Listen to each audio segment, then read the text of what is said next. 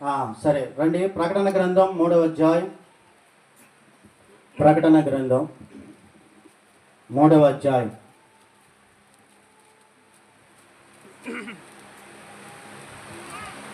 8వ వచనం.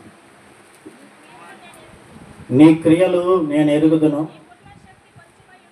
నీకున్న శక్తి కొంచెమే అయి ఉండెనను, నీవు నా వాక్యము గైకొని నా నామము ఎరగను అనలేదు.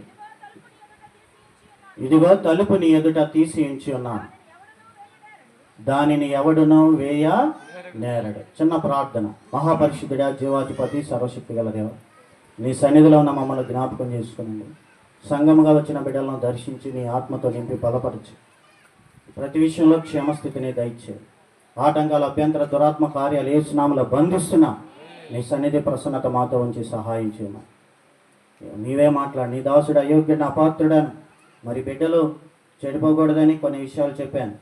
అయా, మమ్మల్ని ఆశీర్వదించి ప్రతి విషయంలో నీ సన్నిధిలో మమ్మల్ని బలపరచమని. నీ సేవకుడు కూడా అయోగ్యుడనే, ఏ విషయంలో నీ ఎదుట నిలబడడానికి యోగ్యత లేదయ్యా. నీ రక్తములో కడిగి పరిశుద్ధపరచు, నీ క్రమంలో నిలిపి నీ సేవలో అయా నీ బిడ్డలను వాడుకొని సహాయం చేయి. ఇక్కడున్న బిడ్డలందరితో మాట్లాడమని యేసు నామములో అడుగుచున్నాను తండ్రి.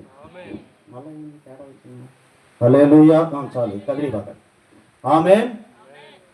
ప్రియులారా, ఇక్కడ రాయబడే మాట, నీ క్రియలు నేను ఎరుగుదును, నీకున్న శక్తి కొంచెమే అయినను, నీవు నా వాక్యమును గైకొని నా నామము ఎరగననలేదు. ఇదిగో నీ ఎదుట నా తలుపు తీసి ఉంచి ఉన్నా. అంతేనా? ఇదిగో నీ ఎదుట తలుపు తీసి ఉంచి ఉన్నాను, ఎవడునో దాన్ని వేయనేవాడు. అంటే దేవుడు చెప్తా ఉన్నాడు, నీకున్న శక్తి కొంచెమే. నాకు తెలుసు. ఈరోజు కూడా మనం దేవుని మాటలో, దేవుని మార్గంలో వెళ్ళాలి అంటే మనిషి యొక్క సొంత జ్ఞానం, మనిషి యొక్క సొంత బలం, మనిషి యొక్క సొంత శక్తితో దేవుని మాటను గైకొనడం కానీ, దేవుని మార్గంలో నిలబడటం కానీ జరగదు. అది అసాధ్యం. ఎందుకంటే దేవుని మార్గం పరిశుద్ధమైంది, దేవుని మార్గం నీతి కలిగింది, దేవుని మార్గం యథార్థమైంది. అందుకనే మనుషులు సహజంగా దాన్ని మనం అందుకోలేములే. ఇప్పుడు దేవుడి దగ్గరికి వెళ్తే, దేవుని మార్గంలోకి వెళ్తే మన బలం ఎక్కడ, మన శక్తి ఎక్కడ, మనం ఎన్నో బలహీనతలు కలిగి ఉన్నాం. దేవుడు ఎక్కడో ఉన్నాడు, ఆయన దగ్గరికి వెళ్ళాలి, ఆయన మార్గంలో వెళ్ళాలంటే మన వల్ల కాదు. అందుకని చాలామంది రాలేరు. నాన్న ఇంకా చాలు, కూర్చో నాన్న. స్తోత్రం చెప్పండి ఒకసారి గట్టిగా. హల్లెలూయా. అబ్బో, దేవుడి దగ్గర మనం వెళ్ళలేంలేండి, ఆ మార్గంలో మనం ఉండలేంలేండి. అది నీతి కలిగిందే, పరలోకం ఉంది, అన్ని విషయాల్లో క్షేమస్థితి ఉంది, కానీ మన వల్ల కాదులేండి. ఎందుకని అంటే దేవుని వాక్యం వినబడినప్పుడల్లా దాన్ని చూసి తన బలాన్ని చూసుకొని, తన శక్తిని చూసుకొని, తన పరిస్థితులు చూసుకొని మన వల్ల కాదులే అని రాజీ పడతారు. కానీ కొంతమంది అయితే మన వల్ల కాకపోయినా దేవుని వాక్యం చెప్తుంది కదా, దేవుడే నాకు శక్తిని ఇస్తాడు. ఈరోజు బలహీనుండే, ఈరోజు నోటిలో కుదరకుండదు, తలంపులు కుదరకుండవు, అన్ని విషయాల్లో పడి లేస్తున్న బ్రతికే, కానీ నా దేవుని దగ్గరికి వెళ్తే ఆయన నాకు శక్తిని ఇస్తాడనే వాక్యం రాయబడింది. ఈరోజు నేను బలహీనుడినైనా, అనేక రకాల పాపాల్లో లేకపోతే బలహీనతల్లో పడిపోతున్నా, లేచి మరలా ప్రభు అని వెళ్తే నా ప్రభు శక్తిని ఇస్తానన్నాడని దేవుని మీదే శక్తి కొంచెమే ఉన్నా దేవుని మీద ఆధారపడి ప్రార్థన చేస్తూ ఉంటారు. ఎవరైతే వారి బలహీనతలు ఎరిగి నేను అయోగ్యుడినే కానీ నా ప్రభువు సహాయం చేస్తాడని ఎవరైతే వెళ్ళి ప్రార్థిస్తారో వారికి దేవుని శక్తి ఇవ్వబడుతుంది. స్తోత్రం. అయితే దేవుడు చూస్తాడు. ఏం చూస్తాడంటే వీరి బలాన్ని వీరు చూసుకుంటున్నారా, లేకపోతే నా మీద ఆధారపడుతున్నారా, వీరి బలహీనతలు వీరు ఎరిగి నా దగ్గరికి వస్తున్నారా లేదా అని దేవుడు చూస్తాడు. వారికి ఉన్న శక్తి, నీకున్న శక్తి కొంచెమే అయినను నీవు నా వాక్యము గైకొని నా నామము ఎరగననలేదు కనుక ఇదిగో తలుపుని ఎదుట తీసి ఉంచాను, ఎవడు దాన్ని వేయలేదు. హల్లెలూయా. ఏ విషయమైనా అంతే. ఈరోజు చాలామంది ఏమనుకుంటారంటే యేసు ప్రభు మార్గంలోకి వెళ్ళలేమని అనుకుంటారు. ఎందుకని ఇది ఇరుకైన మార్గం. మత్తయి సువార్త 7వ అధ్యాయం 13వ వచనంలో ఇరుకు ద్వారమున ప్రవేశించుడి, నాశనమునకు పోవు మార్గము వెడల్పును ఆ దారి విశాలమునై ఉన్నది, దాని ద్వారా ప్రవేశించువారు అనేకులు. జీవమునకు పోవు ద్వారము ఏంటంటే ఇరుకును, ఆ దారి సంకుచితమై ఉన్నది. చూడండి, జీవము మరణము, మేలు కీడు. ఈరోజు మనుషుల ఎదుట రెండు మార్గాలు ఉన్నాయి. కానీ మేలుకరమైన మార్గం కనబడుతుంది, దేవుని వాక్యం వినబడుతుంది, దేవుని మార్గం మనకు తెలుసు, దేవుడు అని మన మనస్సాక్షి ద్వారా చెప్పబడుతుంది. కానీ ఆ మార్గంలో ఇరుకుంది, ఇబ్బంది ఉంది. ఇరుకు అంటే ఏదైనా చిన్న గొంతులో వెళ్ళాలని కాదు, దేవునితో పాటు వెళ్ళాలంటే ఎంతో ఒత్తిడి ఉంది. చూపు జాగ్రత్త చేసుకోవాలి, మనసు జాగ్రత్త చేసుకోవాలి, ప్రవర్తన జాగ్రత్త చేసుకోవాలి, సంపాదన జాగ్రత్త చేసుకోవాలి, ప్రతి విషయాన్ని జాగ్రత్త చేసుకోవాలి, కోపాన్ని తమాయించుకోవాలి, మనల్ని క్షమించిన వాడిని కూడా క్షమించాలి, భరించాలి, దేవుని బట్టి తల ఉంచుకొని వెళ్ళాలి. ఇవన్నీ చేయాలంటే ఎంత ఇరుకు, ఎంత ఇబ్బంది అనిపిస్తుంటుంది. అయినను దానిలో జీవం ఉంది, స్తోత్రం. దానిలో క్షేమం ఉంది. ఏది పడితే అది చూడటానికి లేదు, ఏది పడితే అది మాట్లాడటానికి లేదు, ఎవరితో పడితే వారికి సహవాసం చేయడానికి లేదు, ఎలా పడితే అలాగా మనసుకు నచ్చినట్టు బ్రతకడానికి లేదు. ఎందుకంటే దేవుని వాక్యం ఎలా చెప్తుందని అలా బ్రతకాలంటే ఇరుకు, ఇబ్బంది, వేదన, నలిగిపోతూ ఉంటాయి. కానీ అదే క్షేమము, స్తోత్రం. అందుకని చాలా మంది ఏం చేస్తారంటే, లోకాసు వార్తలో ఇంకేముందంటే, ఇరుకు మార్గమున ప్రవేశింప పోరాడుడి. అనేకులు రావాలని చూస్తారు కానీ వారి వల్ల కాదు. స్తోత్రం చెప్పండి ఒకసారి గట్టిగా, హల్లెలూయా. అందరికీ ఆశే దేవుని మార్గంలో బ్రతకాలి, దేవుని కొరకు బ్రతకాలి, దేవుని మార్గంలో నడవాలి, ఈ రోజు నుండి ఎలా తీర్మానం చేసుకోవాలి, ఎలా బ్రతకాలి అని. ఇరుకు మార్గంలో రావాలంటే పోరాటం ఉంది. అందుకని ఏం చేస్తారు, ప్రవేశింప పోరాడుడి. ఇక ఈ పోరాటాలు, ఈ ఇరుకులు, ఇబ్బందులు ఎందుకని ఏ మార్గాన్ని ఎన్నుకుంటారో తెలుసా? విశాలమైన మార్గం. స్తోత్రం చెప్పండి ఒకసారి. విశాల మార్గం, నాశనానికి పోయే మార్గం ఎలాంటిది? విశాలం అంటే ఏ ఇరుకు, ఇంత బాధ కూడా ఉండదు, ఇంత బాధ ఒత్తిడి కూడా ఉండదు. మనసుకు నచ్చినట్టు బతకొచ్చు, మనసు నచ్చినట్టు చేయొచ్చు, ఏదైనా చేయడానికి స్వేచ్ఛ ఉంది. కానీ అది ఎక్కడికి తీసుకెళ్తుంది? నాశనంలోనికి తీసుకెళ్తుంది. అలా కాకుండా ఎవరైతే అమ్మో ఇది నాశనం అయిపోయే జీవితం చూస్తున్నాం కదా లోకంలో, ఎలా పడితే అలా బతికితే ఈరోజు ఎన్ని జీవితాలు కలిసిపోయినాయి. ఎంతమంది ఈరోజు లోకంలో లేరు, ఎంతోమంది గనులు, గొప్పవారు, అధికారులు అనబడిన వారు, ఇష్టారాజ్యంగా బతికిన వారు ఈరోజు జీవితము లేకపోతే ఈరోజు సజీవులుగా లేరు, వెళ్ళిపోయారు. ఏదో ఒక రోజున మరణం తప్పదు. బతికి ఉండగానే జీవితాన్ని జాగ్రత్త చేసుకోవాలి. మేలుకరమైన మార్గం కొద్ది కష్టమైనా కానీ ఎలాగ బ్రతికితే మనకి నాశనం, మన కుటుంబానికి ఇబ్బంది కనుక కష్టమో నష్టమో దేవుని మార్గంలోనే ఉంటాం. నిజమే బలహీనుని అయినా ప్రభువుని ఆశ్రయిస్తానని ఎవరైతే యేసు ప్రభు మార్గంలోకి వస్తారో వారి జీవితంలో దేవుని శక్తి ద్వారా విడుదల పొందుకుంటారు. స్తోత్రం గట్టిగా, హల్లెలూయా. ఈరోజు మరి యేసు ప్రభు దగ్గరికి వచ్చిన వారి జీవితాల్లో త్రాగుబోతులు మారుతున్నాయి, దొంగలు మారుతున్నారు. ఒకప్పుడు గందరగోళంగా బతికిన వాళ్ళు ఇప్పుడు జీవితాలు క్రమశిక్షణ చేసుకుంటున్నారు. ఈరోజు ఒకప్పుడు జీవితం వేరు, ఇప్పుడే జీవితం వేరు. ఎలాగా మార్పు వస్తుంది? దేవుళ్ళు అనబడిన వారు ఎంతోమంది ఉన్నారు, మత గ్రంథాలు ఎన్నో ఉన్నాయి, ఆచారాలు, పద్ధతులు ఎన్నో రకాలుగా దేవుని పేరట జరుగుతూ ఉన్నాయి. కానీ దేనిలో ఎక్కువ జీవితాలు మారుతున్నాయి అంటే క్రైస్తవ్యంలోనే. స్తోత్రం చెప్పండి ఒకసారి. అరే ఒకప్పుడు ఎలాంటి వాడురా, ఒకప్పుడు ఎలాంటి వ్యక్తిరా, ఇప్పుడు ఏంటో ఆ ప్రభువు దగ్గరికి వెళ్తున్నారు, ఆ ప్రార్థనకు పోతున్నారు. ఒకప్పుడు గయ్యాలి గంపలా ఉండేది, ఒకప్పుడు పిల్లికి కూడా బిచ్చం పెట్టని వ్యక్తి ఈరోజు ఆపద అంటే సహాయపడుతున్నారు. ఈరోజు వారు మాట్లాడగలిగి కూడా తల ఉంచుకొని వెళ్ళిపోతున్నారు, అన్నిటినీ భరిస్తున్నారు, సహిస్తున్నారు, దేవుడే చూసుకుంటాను అంటున్నాడు. ఇది ఎలా సాధ్యం? ఆ మనుషులేనా అని ఆశ్చర్యం వేస్తుంది. కారణం ఏంటంటే వారు ప్రభువుని ఆశ్రయించారు, ప్రభు వారి జీవితాలు మార్చేశాడు. స్తోత్రం చెప్పండి గట్టిగా, హల్లెలూయా. ఒకసారి కొండ ప్రాంతాల్లో పాస్టర్ గారు వెళ్ళి, అయ్యా వాక్యం చెప్తాను మీ ప్రజలకని చెప్తున్నాడు. ప్రియులారా, అబద్ధాలు ఆడకూడదు, మోసాలు చేయకూడదు, దేవుడు ఉన్నాడు, తీర్పు ఉంది, మరణము తర్వాత నరకం ఉంది, జాగ్రత్త పడండి అంటే ఆ దొరకి, అంటే వాళ్ళ మధ్య ఉన్న నాయకుడికి వింటున్నారా, నిద్రపోయారా? స్తోత్రం హల్లెలూయా. ఆ దొర ఏమయ్యా, మేము చెప్పేది అదే కదయ్యా, ఎవడు చెప్తాడయ్యా, ఎవరి గ్రంథం చెప్తుంది దొంగతనాలు చేయండి, పాపిష్టి బతుకు బతకండి, అన్యాయం చేయండి, పక్కన వాడి దోచుకోండి అని ఎవడు చెప్తాడయ్యా? మరి బైబిల్ తీసుకొచ్చి నేను సువార్త చెప్తున్నాను, సత్య మార్గం చెప్తున్నాను అని అయ్యే చెప్తున్నావు కదా అంటే, అయ్యా అప్పుడు చెప్పాడు పాస్టర్ గారు, అయ్యా అన్ని మత గ్రంథాలు నీతిని బోధిస్తాయి, ఎలా ఉండకూడదు అలా ఉండాలి, అలా ఉండకూడదు ఎలా ఉండాలని చెప్తాయి, కానీ పాపమును చూపిస్తూనే పాపము నుండి ఎలాగా బయటికి రావాలో మార్గాన్ని చూపించే ఒకే ఒక గ్రంథం బైబిల్ గ్రంథం అన్నాడంట. చెప్పబడి దేవుని స్తోత్రం.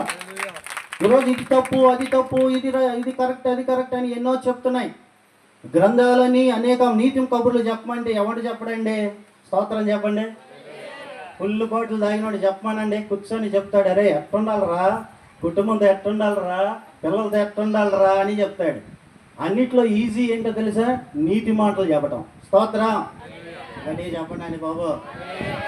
అన్నిట్లో ఈజీ మార్గం ఏంటంటే కబుర్లు చెప్పటం. ఈరోజు నీతి మాటలు చెప్పేవాళ్ళు ఎంతోమంది ఉన్నారు, కానీ ఆ నీతి మార్గంలోకి వచ్చిన వారు ఎంతమంది అండి?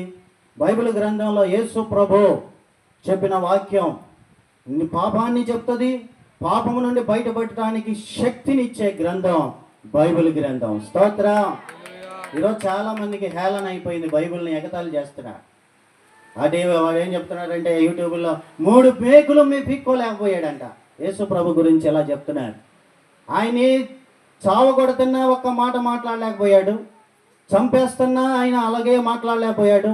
ఆయన అంత శక్తి గలవాడైతే 3 మేకుల మధ్య బంధించబడి ఉన్నాడు, తను తానే కాపాడుకోలేకపోయాడు, 3 మేకుల్ని పీక్కోలేకపోయాడు. మరి ఆయన ఎలా దేవుడండి అని ఆయన ఎగతాళి చేస్తున్నాడు. కానీ ఒక్క పేజీ తిప్పితే ఏముంటుంది? ఒక్క పేజీ అట తిప్పితే ఏముంటుంది తెలుసా? ఈ మేకుల దగ్గర ఆగిపోయాడు. పేజీ తిప్పితే ఏముంటుంది తెలుసా? ఆయన మరణమును జయించి సమాధిని గెలిచి మరణపు ముళ్ళు విరిచి పునరుద్ధానుడై సమాధిని గెలిచి తిరిగి లేచాడు. చెప్పబడండి. మన యేసు ప్రభు చనిపోయి మాత్రమే లేడు, చెప్పినట్టుగానే 3వ దినాన తిరిగి సజీవుడై లేచాడు. స్తోత్రం. లేచినాడురా, సమాధి గెలిచినాడురా. హల్లెలూయా. ఒక తండ్రిగా తల్లిగా మనుషులు చేసిన అపరాధముల కొరకు, పాపములో బ్రతుకుతున్న మనిషిని విడిపించడం కొరకు, వారికి రావలసిన శిక్షను రేపొద్దున మరణిస్తే నరకానికి వెళ్తారని బిడ్డలు కళ్ళ ఎదుట పడుతున్న బాధను చూడలేక తండ్రిగా ఆయనే శరీరధారి అయి ఈ లోకానికి వచ్చి మనందరి కొరకు, మన చేతులతో చేసినవి, కాళ్ళతో చేసినవి, తలంపుల్లో చేసినవి, సర్వదేహముతో మనిషి చేసిన ప్రతి అపరాధము కొరకు నిలువెల్ల తల వంచుకున్నాడే తప్ప, న్యాయానికి తల వంచి మనుషుల పక్షంగా తండ్రిగా వెలజల్లించాడే తప్ప చేతగాక కాదు. స్తోత్రం చెప్పండి. ఈరోజు ఎంత ఎగతాళి చేస్తున్నారో, వెర్రితనం.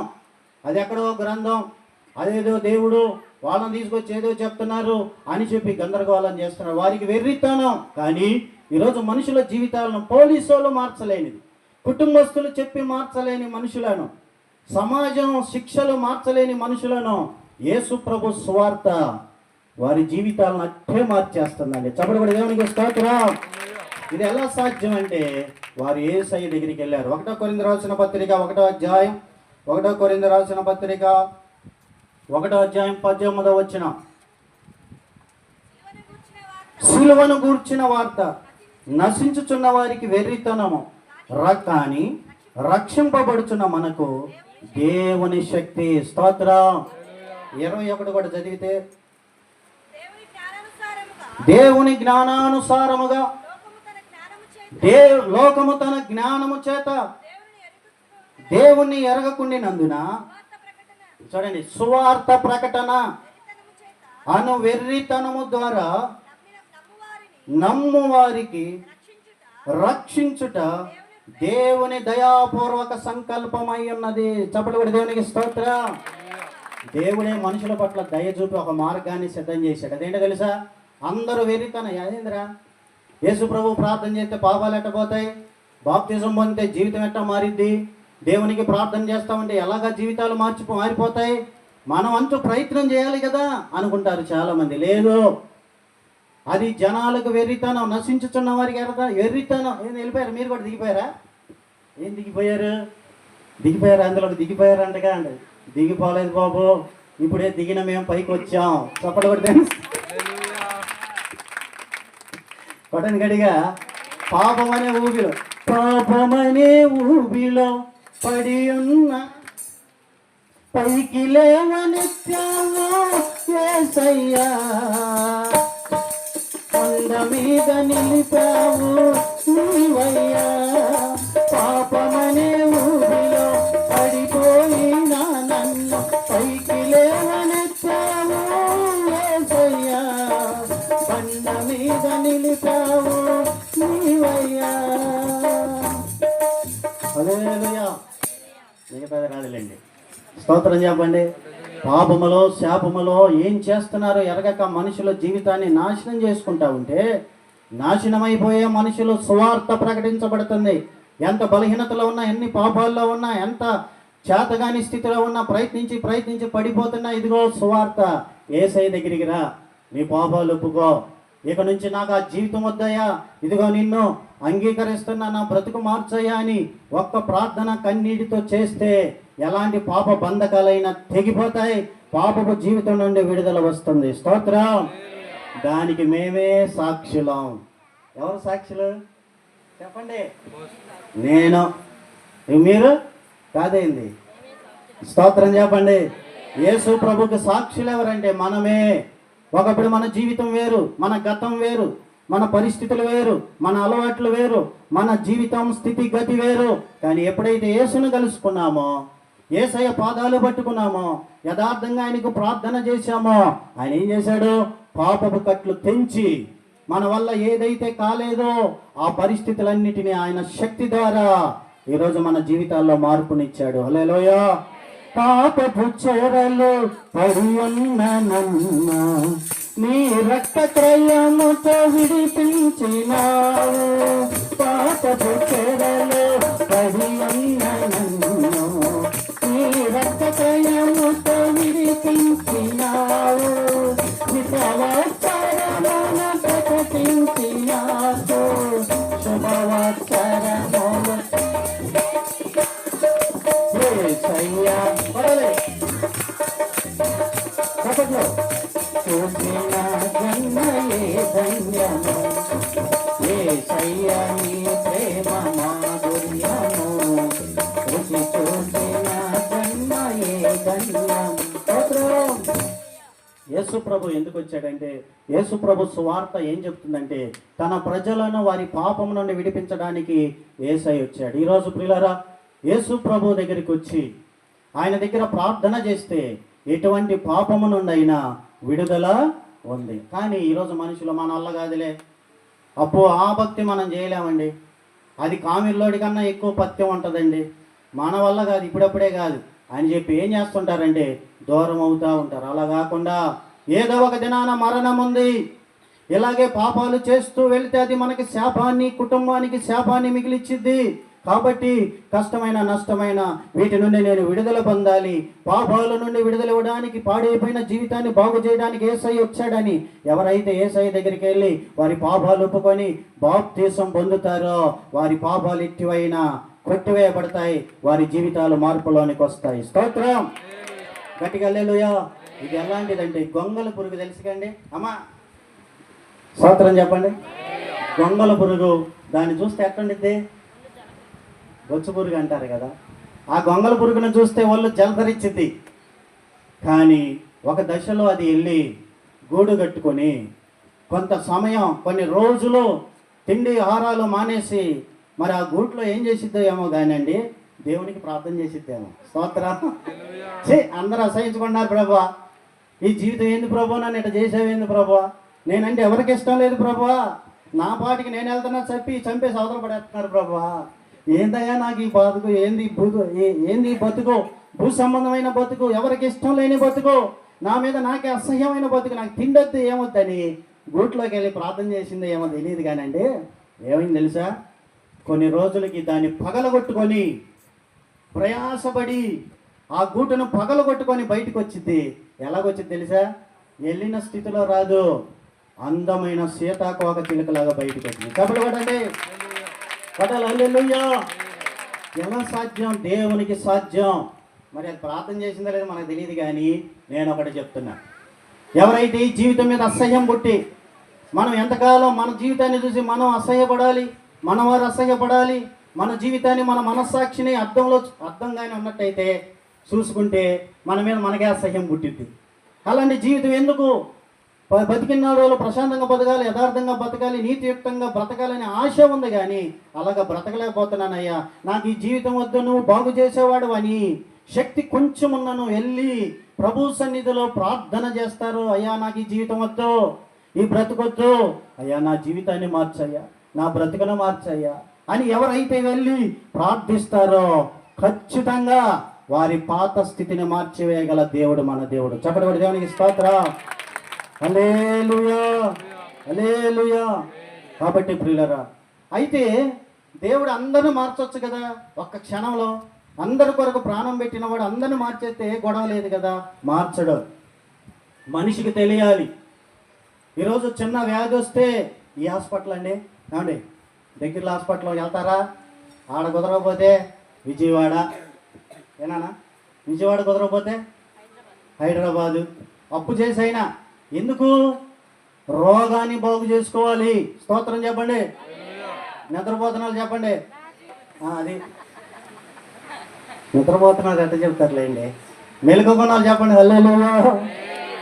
రోగాన్ని బాగు చేసుకుంటానికి మనిషి పడని పాటు లేదు, తిరగని ప్రయాస లేదు, పడని ప్రయాస లేదు. కానీ మనిషిలో పాపం ఉందని తెలిసినప్పటికీ, పాపాలు తీసివేసే దేవుడు వచ్చాడని తెలిసినప్పటికీ, ఉచితంగా రక్షణ ఉందని ఎరిగినప్పటికీ, కళ్ళ ఎదుటే అనేక మంది జీవితాలు మార్పు నొంది బ్రతుకుట చూస్తున్నప్పటికీ, పాపమును విడిచిపెట్టలేక ఆ మనసును బాగు చేసుకోలేక ఈరోజు మనుషులండి వాటినే మీదే జీవితాలు గడుపుతున్నారు.